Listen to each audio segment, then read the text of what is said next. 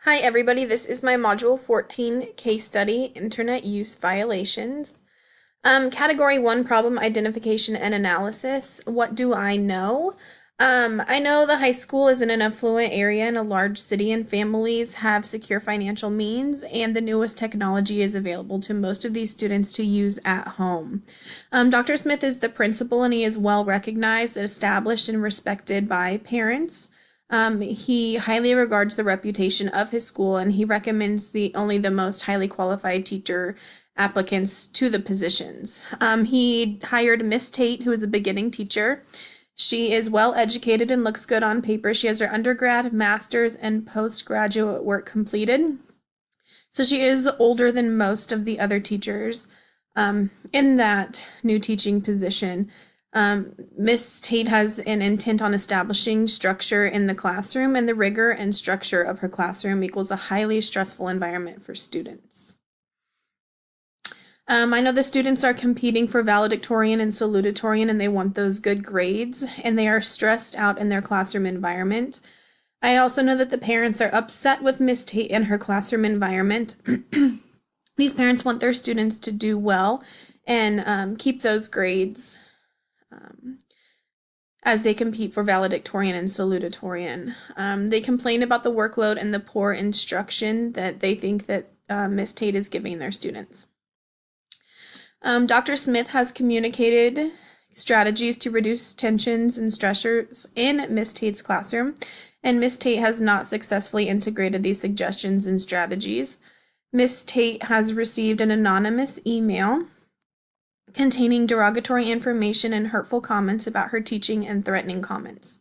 Miss Tate is upset when she discovers the Facebook page and she calls Dr. Smith. He checks it out, thinks it is a prank, and asks if any students are in particularly upset with her, and Miss Tate blames a particular student right away. What do I need to know? Here's some questions that I was just thinking. What is included in the district technology and cyberbullying policy? What happens to those who violate the policy? Will Dr. Smith report this to law enforcement? Has Miss Tate had any formal evaluations this year? I also want to know why Miss Tate has not tried to connect with the students on a more personal level, or why she has not reduced the stress in her learning environment while keeping the rigor and holding high expectations for her class. Why has Miss Tate not implemented any of the strategies given by Dr. Smith? Why she has unfairly pointed fingers, and I want to know what the next step is. How will this incident be communicated to parents and the community? The problem. There is a cyber threat targeted at a new teacher. The principal believes it is a prank and takes it pretty lightly in the beginning. He does back his teacher, and he prints off the email for evidence, which I think is a positive. Miss Tate unfairly targets a single student, which I believe is a problem. Dr. Smith and Miss Tate plan on targeting William, this said student, and his friends the next day to ask about the threat. My proposed plan of action to resolve the problem. Print all the evidence and the Facebook page. Usually those Facebook pages, you can look into who is part of the Facebook page, and it's listed in the information group. So I would definitely look into that also.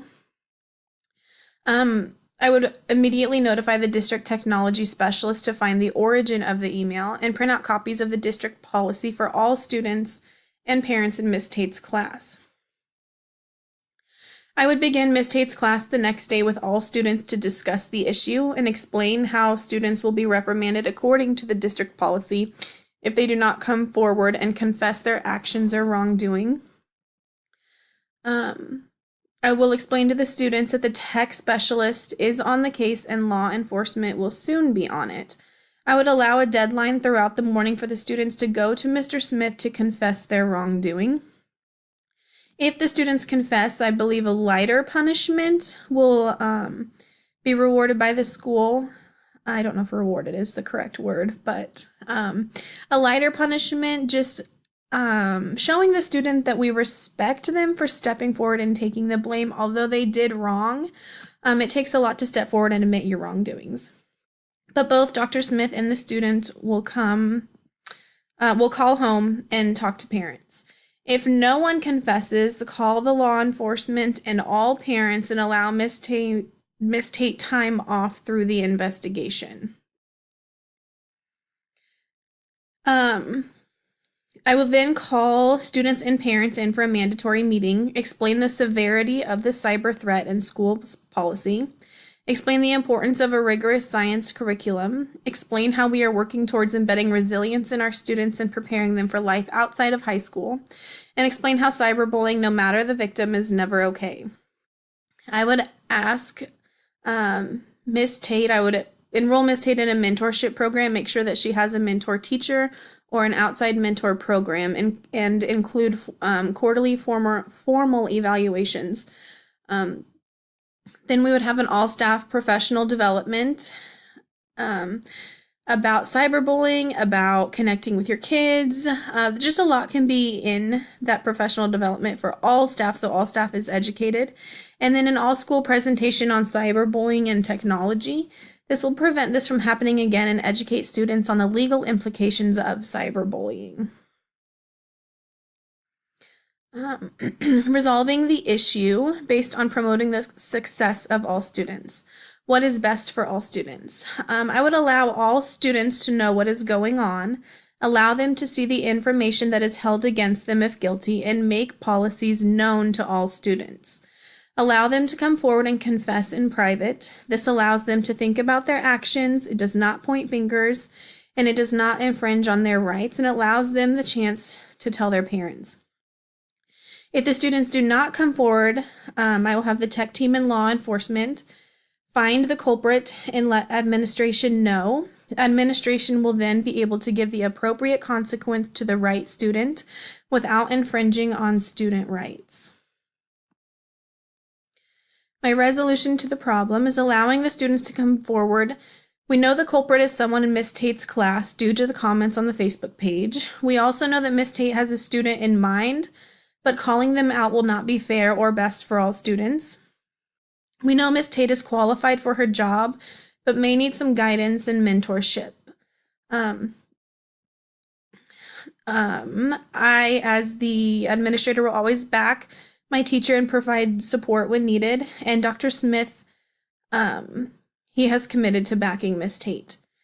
District technology specialist is available if students do not come forward, and this allows students to be innocent until proven guilty. Category 4, thinking, feeling, and valuing. I've been wondering why Miss Tate does not adjust her teaching styles to meet the needs of all of her students, but while still holding those high expectations. I think that she could spend a lot more time getting to know her kids so that there is mutual respect and understanding there, and why she's expecting so much of these higher level high school students. I also want to know how the parents and community will react to this issue, and how Miss Tate will adjust if she will adjust her teaching styles now. I value the support of my current administration, where I'm working in the relationships that I do build with my students and parents in my classroom. Some questions that are left unresolved is who sent the email, how will the student or students be reprimanded, where were any of the parents involved in the Facebook page? I think that's a really big deal. If so, how do we communicate the importance of modeling safe and respectful internet use to the adults? And will Miss Tate adjust her teaching styles to be more respected in the classroom and in the community? Reflecting on Standard 5, acting with integrity. As a future administrator, I think it's always important to support your staff, and I think I did so in this case study. Use school policy to formulate decisions, and use evidence to support the threat, decision-making, and developed plan to support all stakeholders in the event, in the end, to avoid future problems. Using that policy really guides the decision-making process, and using the evidence that you have, not pointing fingers, supporting your staff. I really think that that allows the administrator to act with integrity and not be biased on any points of this case study. Acting with fairness, again, supporting staff is such a huge deal. Then our students know that we as administrators are going to back our staff first. We're not going to point fingers at staff. We're not going to point fingers at students. Again, using that school policy to formulate decisions just holds everybody accountable. I also gave all the students the information that we had so that they were aware of what was being accused, and it gave them all of the information that they needed that the school had on them if they were to come forward. I also gave all the students a chance to come forward and admit their wrongdoing, and I think that's a big deal when it comes to respect in the school system. We're not pointing fingers, we're not accusing people, we're not pulling people into our office who, could be very well innocent in the end. And I'm allowing the professional development for all staff and students in the end to prevent this from happening again. And acting in an ethical manner, again, supporting your staff, I think that is the biggest thing we can do as administrators. I stuck to school policy to formulate my decision. I used evidence to present the unknown threat and guide the decision-making process.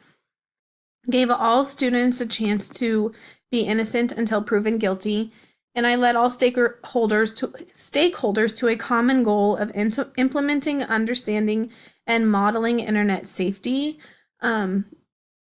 Again, just sticking to what's known, sticking by your staff side, using those policies, giving students the chance to come forward gives us so much more respect throughout the school system. And again, leading all those stakeholders to a common goal of modeling and representing ourselves, our school, online, and internet safety is just a huge deal. So that was my Module 14 case study. Thank you.